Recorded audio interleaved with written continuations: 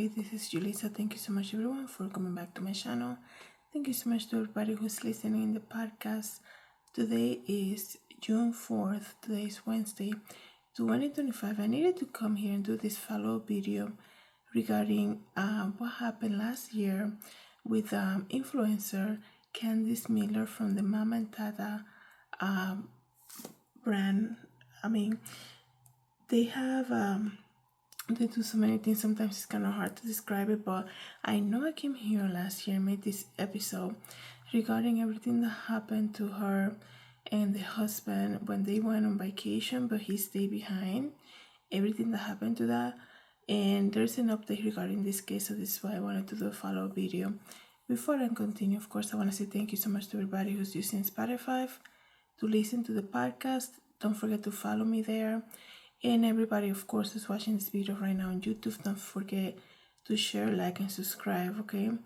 Last year I came, like I said, and spoke about this incident that happened in this family and how heartbreaking it must have been for her and the young children to go through something like this, right? And it's another thing that kind of reveals how you just really don't know. You don't know what people go through in life. We rely so much on social media to make sure somebody is okay, right? Sometimes people don't even reach out to you. They just say, oh yeah, I posted that you did this or you did the other, and everything look good, but they tell you that like in conversation, like months after. They don't even, they rely so much on what you post on social media to say she's good because she's doing this, he's good because he's posting this. And really, social media is kind of like a two different life for a lot of people. Nobody's gonna put their hard moments. Nobody's gonna put their financial difficulties on social media. Nobody's gonna share their fights and things like this, right? The mental struggles. It's very hard for people to do that, right? Because sometimes vulnerability leads to judgment, right? So it's kind of hard to do that. And in case you didn't know the story, which I'm going to share briefly and very selective what I say, Candice Miller, she is a mommy blogger, and I believe it was her sister who's part of this blog called Mama and Tata. She's an influencer. She went on vacation last year with her daughters, and the husband stayed behind, and then he was found he was found in their house deceased, okay? And you guys can probably understand what I'm saying, that if you never heard this story. And right now, that happened last year, July of 2024, like I said, and right now there's an update about this. The shocking thing besides the fact how he left this earth, was that the family, the financial, they were in a lot of debt, and he was in a desperation mode, basically. And it's so sad that, let me just tell you something, guys. There's always a solution for everything, okay? It might look like it's so big, like there's no solution for this. There's always a solution. And harming yourself is never the answer. Never. That's, there's always a solution. And his debt, they say that debt was all the way up to $33.6 million in debt. And Candice also shared that she really never questioned financials with him. And everybody, married couples, they do things different. Everybody does they do things differently, obviously. Some people they want to see everything is up all in the open, and some people are very private and they don't even share information with their spouses, right? And that's just how people are, right? And it's so sad that he had to come to that. And the family, like I said, was away on vacation, and finding out all of this information while they're in another country, it must have been heartbreaking. So far away from home with her children, and not only that, to understand what he went through mentally, probably thinking that was the only answer to the resolution to their problems, right? So the update about this is that, excuse me, it says here that Candice Miller is back on Instagram nearly a year after the death of her husband, real estate mogul Brandon Miller. On Monday, June 2nd, Candice shared a quote attributed to Arbor Camus about finding strength in difficult times, and that was her first post on Instagram since Brandon's death in July of 2024, so last year. In the midst of winter, this is what the quote said. Beautiful photo, by the way, too. I saw it. It said, "In the midst of winter, I found there was within me an invisible summer." She captioned a photo of a sunset behind the clouds, setting over the ocean. "And that makes me happy," she said, for it says that no matter how hard the world pushes against me, within me, there's something stronger, something better pushing right back," she concluded. And you need to understand, to see something like this, it's great because you need to understand there's children involved in this, right, that go through this, and she has to be so strong for them too. Not only she has to be strong for herself, she has to be strong for her children, right? And sometimes you just have to face what's happening and just pray about it, get with God, and just continue, and God is always there with you no matter what, right? And it says here that the post came after reports that Candice has allegedly become responsible for the husband $33.6 million in debt, including $20 million in unsecured loans, $2.1 million owed to U.S. Bank, $11.25 million owed to BMO Bank, $300,000 owed to American Express, and additional funds owed to family and friends, according to court filings made by her.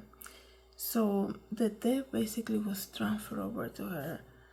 So, to see her posting something like this, right there that you're dealing with somebody who's very, very strong, and she's very ready to take over whatever comes.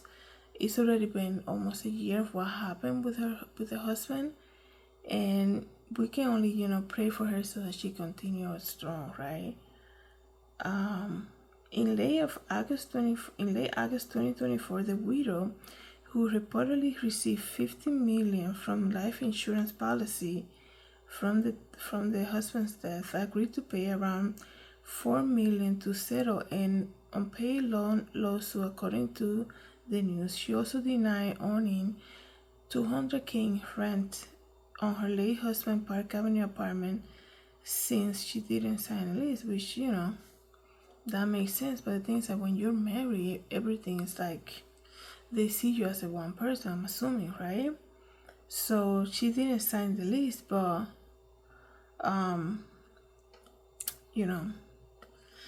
their marriage is not like they were like separating, nothing like this, or going through a divorce, nothing like that, right? Candice reportedly put the Hamptons home, which had 4 mortgages totaling almost $12 million, on the market.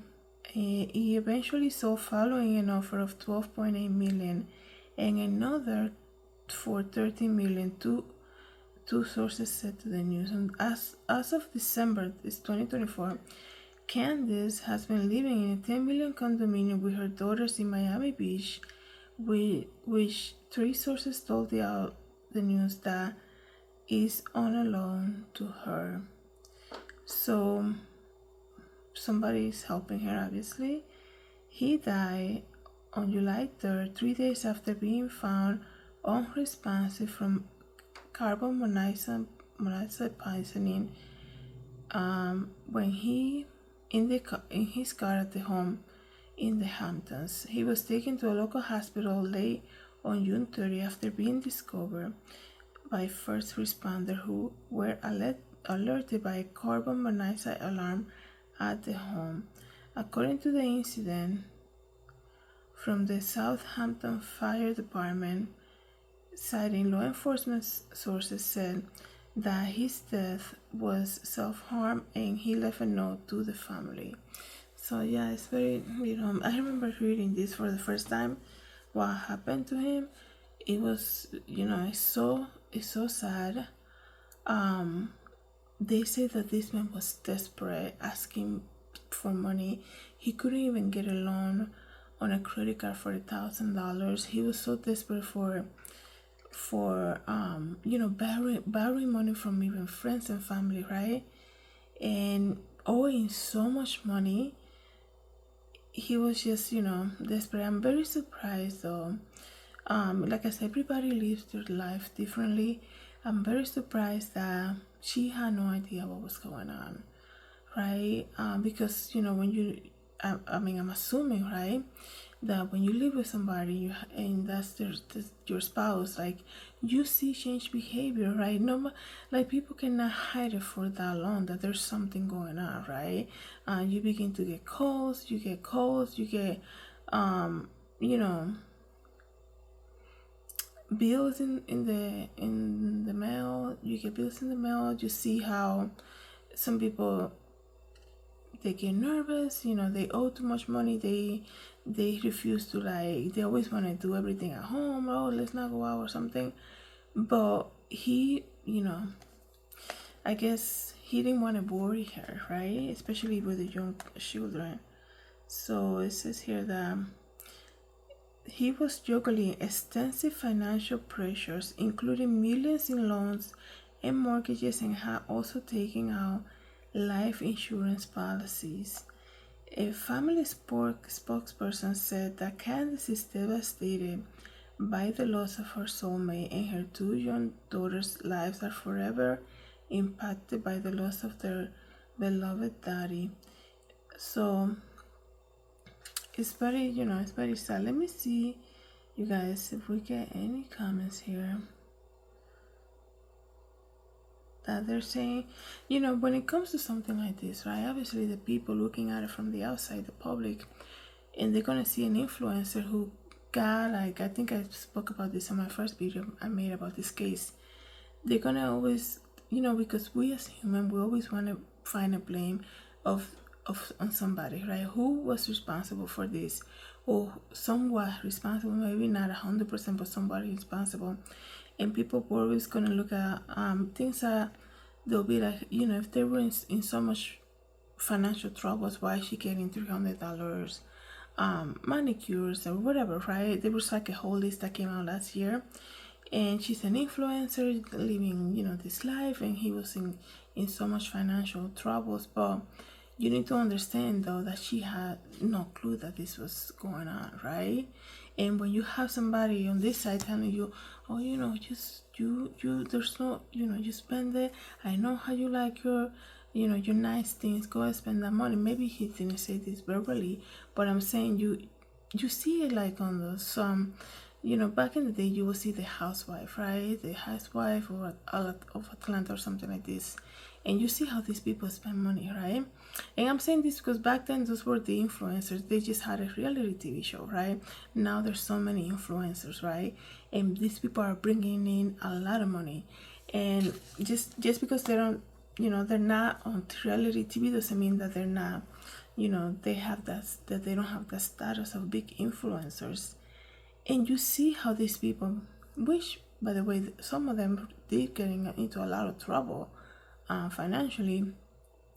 But I guess once you have this status that you reach, right, especially on social media, you are to maintain it. You want to be,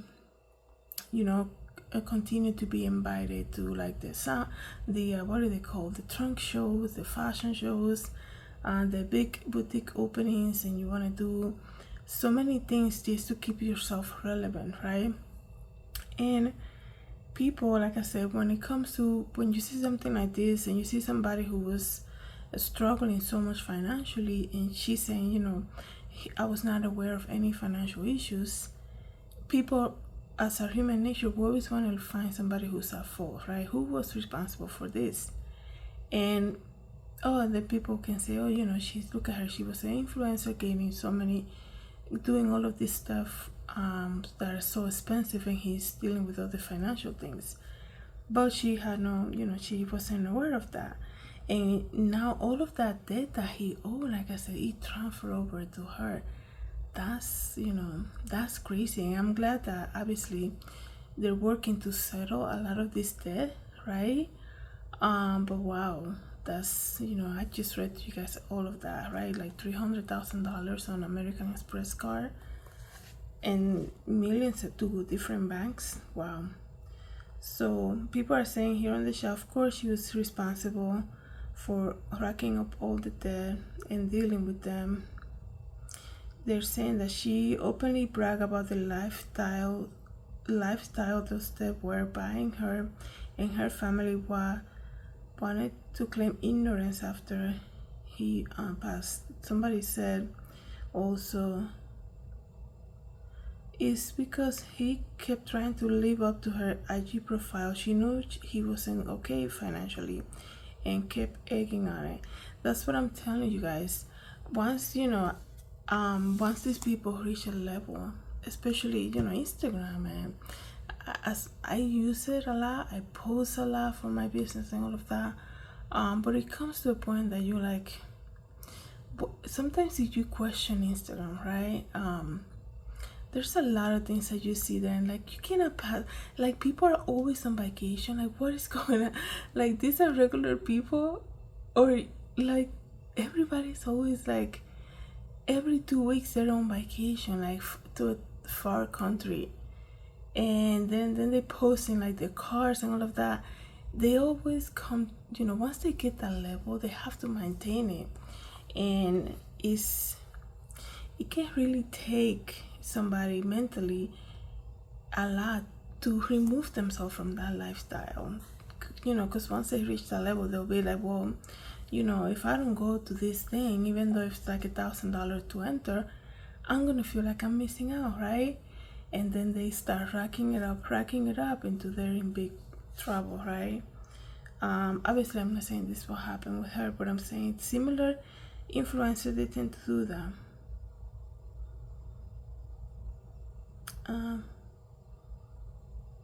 So now I also wanted to update you guys. I read somewhere, I don't know why this article doesn't say it.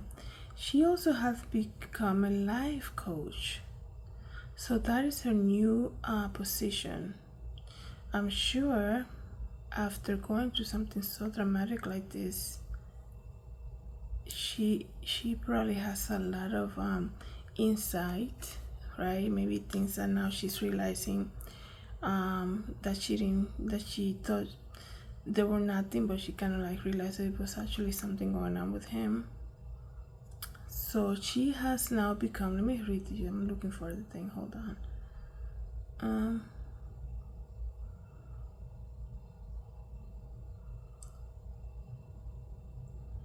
So right now they're saying she's living in Florida, right? And let's see.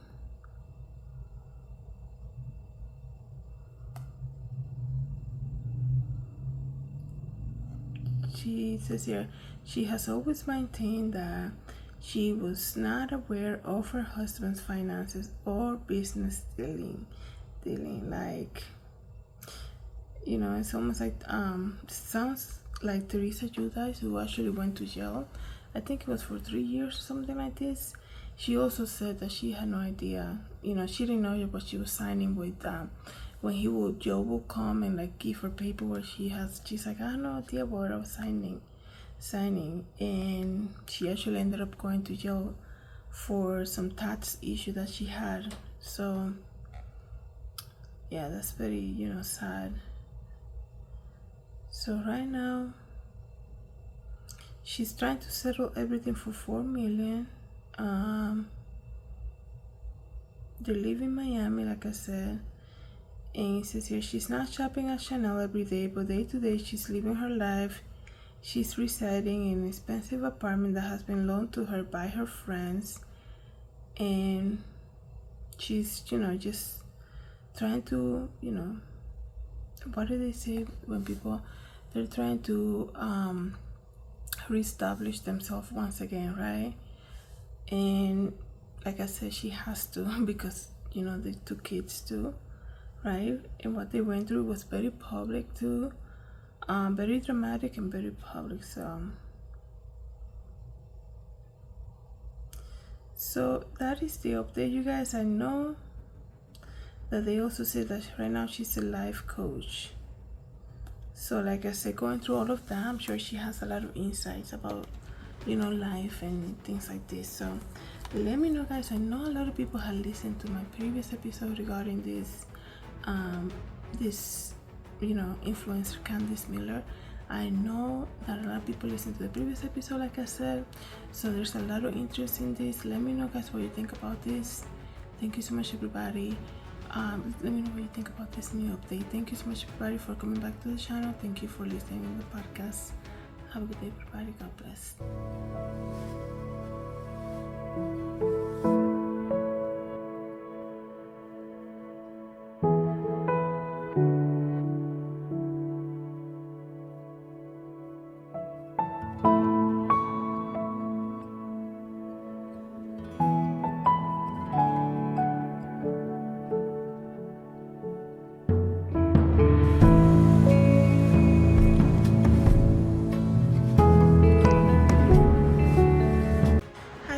This is Julissa. Thank you so much for coming to my YouTube channel. Don't forget to share, like, and subscribe, and I hope to see you in the next video. Have a good day, everybody. God bless.